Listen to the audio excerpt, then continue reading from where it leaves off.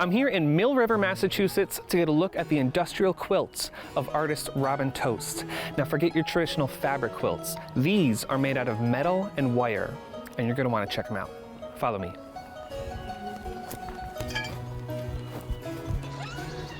Thank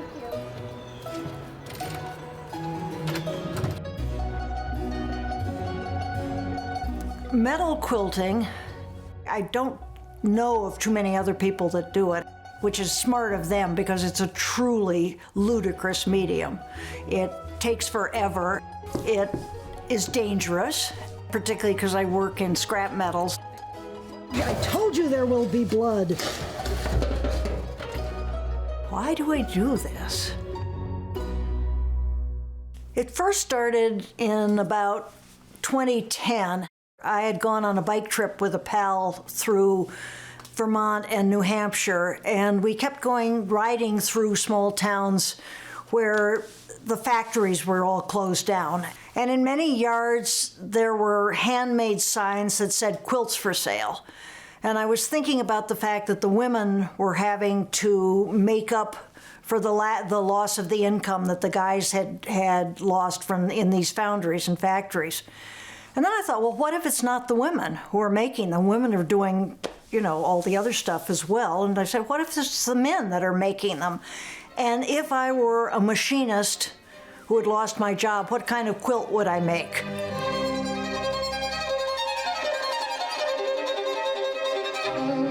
So that led to the first quilt, which had many, many layers of rusted metals, but also gadgety stuff that belong on machines.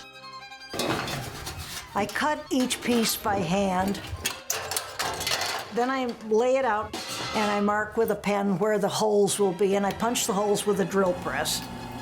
Clamp them together with just clips generally, and sew it with quilting stitches.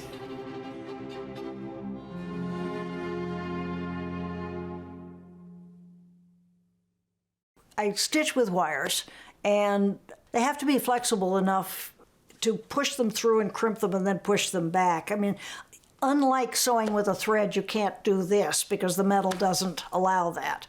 So you have to push through and then get to the other side and push it back. I like the patterns, and I also like the geometric part of it. I like that they're mathematical as well as decorative. My metals come from a bunch of places, predominantly the local transfer station. Also, there are a couple of automotive junk yards that I go to. They're usually kind of dirty and kind of corroded, which is part of the things that appeals to me about that stuff. I love what age and use does to metal. I put lemon juice and salt to try to change the patina, and I also peed on it.